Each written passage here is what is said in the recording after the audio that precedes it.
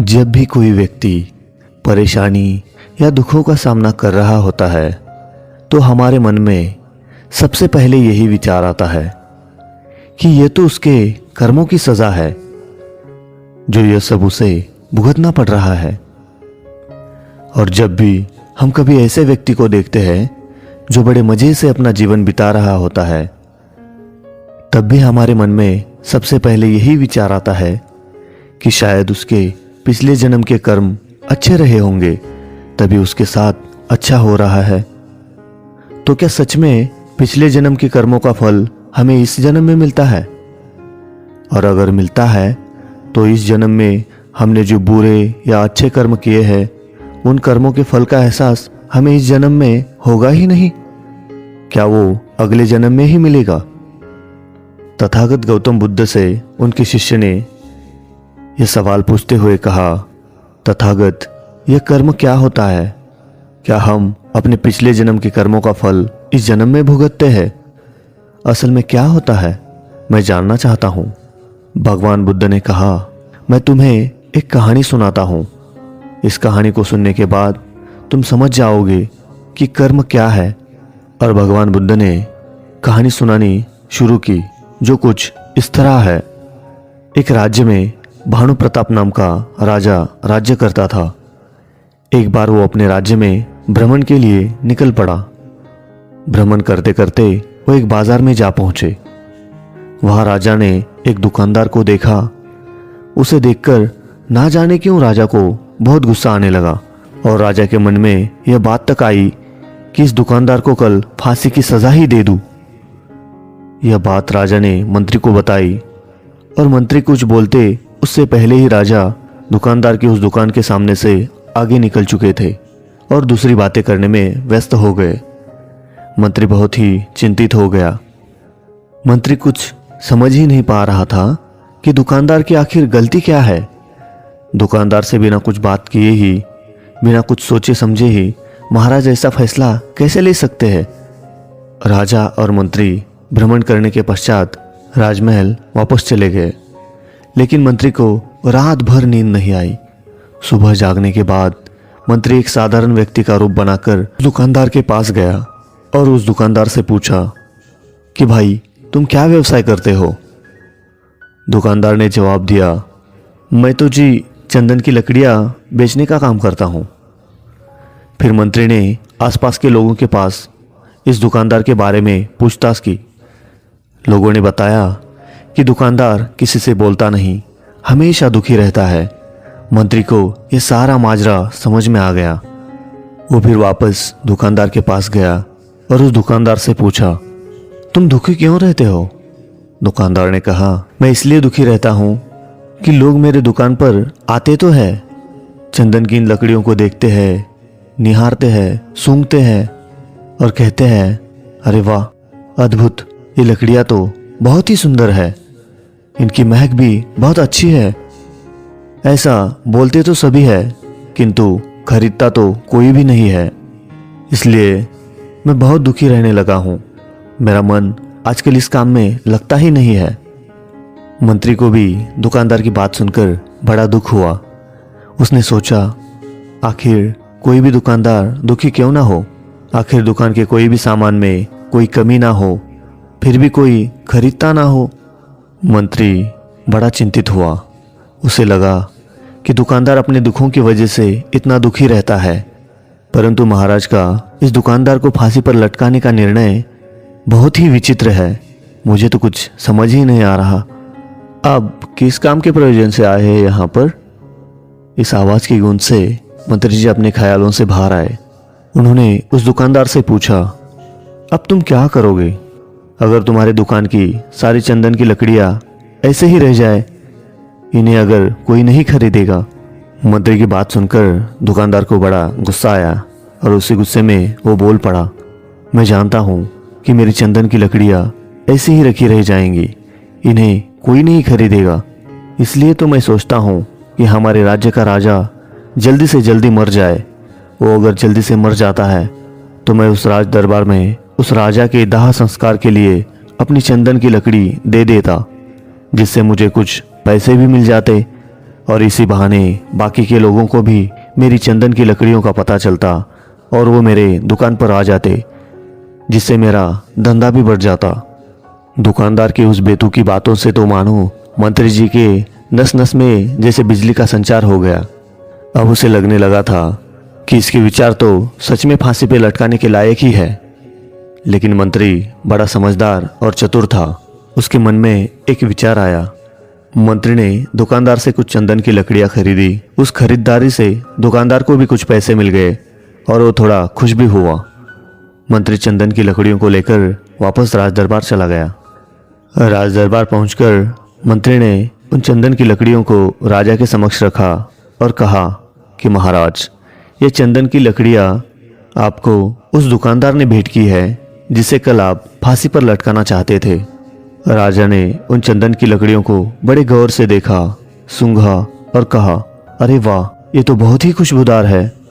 दुकानदार की उस भेंट से राजा बड़े प्रसन्न हुए और मंत्री को कुछ स्वर्ण मुद्राएं देकर बोले, उस दुकानदार को ये स्वर्ण मुद्राएं देना और बोलना कि आज के बाद महल में जब कभी भी चंदन की लकड़ियों की ज़रूरत पड़ेगी तब सारी लकड़ियां तुम्हारे दुकान से ही ली जाएगी।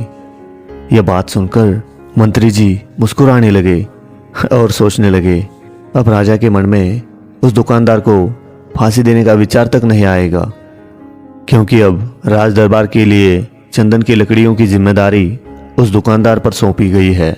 और मंत्री जी वह स्वर्ण मुद्राएं लेकर वापस दुकानदार की तरफ चल पड़ा। इधर राजा इस विचार में पड़ा कि वह दुकानदार तो बड़ा अच्छा इंसान है। जिस वक्त मैं उसके बारे में ये सोच रहा था कि मैं इसको कल फांसी दे दूं, तब शायद उसके मन में यह विचार चल रहा था कि राजन पहली बार मेरे दुकान के सामने आए हैं, उनको अपनी ये सुंदर और खुशबूदार लकड़ियां भेंट कर दूं। और आज उसने मुझे ये भेंट स्वरूप दे ही डाली। मैं उसको फांसी देने के बारे में गलत ही सोच रहा था शायद। इधर मंत्री दुकानदार के पास पहुंचा। मंत्री ने राजा के द्वारा दी गई स्वर्ण मुद्राओं को दुकानदार को देते हुए कहा कि जिन चंदन की लकड़ियों को मैं यहाँ से खरीद कर ले गया था, वो लकड़ियाँ राजा को बहुत पसंद आई है और इनाम के तौर पर तुम्हारे लिए ये स्वर्ण मुद्राएं राजा ने भिजवाई है। यह देख दुकानदार बहुत खुश हुआ। साथ ही साथ मंत्री ने उस दुकानदार को ये भी बताया, अब आज के बाद राज दरबार में कभी भी चंदन की लकड़ियों की ज़रूरत अगर पड़ेगी तो सारी चंदन की लकड़ियाँ तुम्हारी ही दुकान से ली जाएगी, ऐसा आदेश महाराज ने फरमाया है। दुकानदार मंत्री की बात सुनकर बहुत ही खुश हो गया। मंत्री ने दुकानदार से पूछा, क्यों भाई, तुम तो राजा के बारे में इतना बुरा भला सोच रहे थे, लेकिन देखो राजा तुम्हारी कितनी परवाह करते हैं, राजा कितने अच्छे हैं। राजा अपनी प्रजा के प्रति कभी गलत नहीं सोचते। अब जाकर दुकानदार भी मंत्री की बात से सहमत हो गया था और बहुत दुखी होकर राजा के प्रति अपने बुरे विचार पर पश्चाताप करने लगा। दुकानदार मंत्री से बोला, मैं भी कितना मूर्ख था, कितना गलत सोच रहा था हमारे महाराज के बारे में, लेकिन वो तो बड़े अच्छे हैं। भगवान करे कि उनकी आयु बहुत लंबी हो। यह बात सुनकर मंत्री जी बड़े खुश हुए। फिर मंत्री वहाँ से वापस राज दरबार की ओर चल पड़े। और इस कहानी को यहाँ पर समाप्त करते हुए भगवान बुद्ध ने अपने शिष्यों से पूछा कि अब आप लोग बताओ कि कर्म क्या है। तभी उन शिष्यों में से किसी ने कहा कि कर्म सोच है, तो किसी ने कहा कि कर्म भावना है, वगैरह वगैरह। सारे जवाब सुनने के बाद महात्मा गौतम बुद्ध ने अपने शिष्यों से कहा कि इंसान के विचार ही उसके कर्म हैं। हमारे विचार जैसे रहेंगे हम वैसे ही कर्म करेंगे, और उन्हीं विचारों के द्वारा किए हुए कर्म हमारे सुख और दुख के लिए उत्तरदायी होते हैं। अर्थात अगर हमारे विचार ही गलत है तो हमारे द्वारा किए गए कर्म भी गलत ही होंगे और उनका परिणाम भी गलत ही निकलेगा। अगर हमारे विचार सही रहेंगे तो हम कर्म भी सही ही करेंगे और उसके परिणाम भी अच्छे ही होंगे। कर्म का अर्थ है कार्य करना। इस दुनिया में, इस ब्रह्मांड में जो भी कुछ काम हो रहा है वह क्रिया और प्रतिक्रिया के सिद्धांत को अपनाता है। जैसे अगर आपको तैरना नहीं आता और आपने पानी में छलांग लगा दी तो आप उसी वक्त डूब जाएंगे। ऐसा नहीं है कि आपने आज छलांग लगा दी और आप कल डूब जाएंगे। आपके कर्मों का फल आपको उसी वक्त मिलता है, किंतु हमें उसका एहसास नहीं होता, यह अलग बात है। मानो आपने अगर गर्म तवे पर हाथ रख दिया तो वो आपका कर्म है और उसका परिणाम स्वरूप तो हम सबको पता ही है कि हाथ का क्या होगा। अब उसका फल तो हमें उसी वक्त मिल जाता है जब हम उस पर हाथ रख देते हैं। कर्मों का परिणाम हमारे हित में होगा या नहीं, वो हमारे द्वारा किए गए कार्य पर ही निर्भर करता है। असल में आप स्वयं ही आपके भाग्य के प्रति जिम्मेदार है। अगर हम अपने ज़्यादातर काम जागरूक होकर करने लगे तो हम पाएंगे कि हमारा भाग्य हमारे हाथ में है, क्योंकि जागरूकता की वजह से हमारे कर्मों पर हमारा पूरा नियंत्रण हो जाता है। जैसे कि इस कहानी में गौतम बुद्ध ने कहा था कि जागरूकता की अवस्था में हमारे विचारों पर पूरा नियंत्रण हो जाता है। विचारों के नियंत्रण से हम कर्म में नियंत्रण हासिल कर लेते हैं और फिर जब हमारे कर्म हमारे हिसाब से होंगे तो उनका परिणाम भी उसी के अनुरूप ही होगा। इसलिए गौतम बुद्ध ने मन में चल रहे विचारों के नियंत्रण पर ज्यादा जोर दिया है।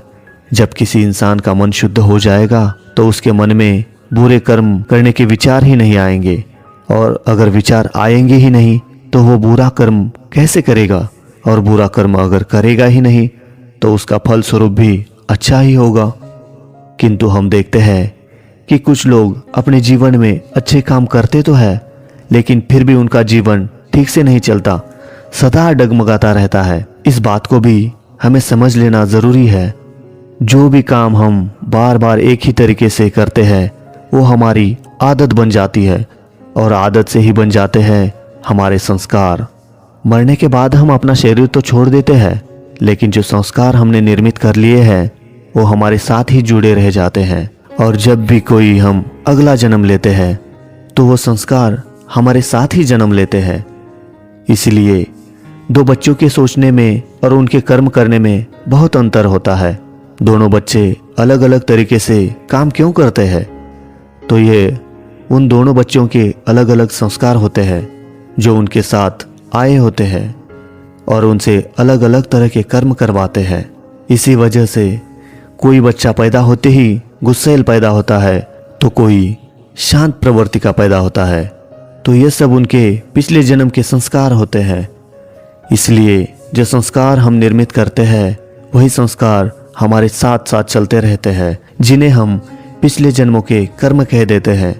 मानो अगर बारिश में किसी छत की छेद से पानी की बूंद लगातार टपक रही है और सही समय पर हमने उसे बंद नहीं किया तो वहां से बड़ी मात्रा में पानी बहने लगेगा और इतना बढ़ेगा कि बाद में पूरे छत से ही पानी टपकने लगेगा, जो छत को ही उजाड़ कर रख देगा।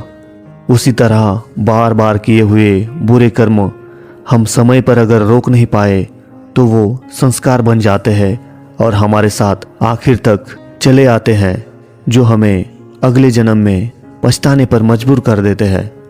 तो दोस्तों, यह कहानी कैसी लगी हमें कमेंट बॉक्स में ज़रूर बताइएगा। मिलते हैं एक और नई कहानी के साथ। धन्यवाद।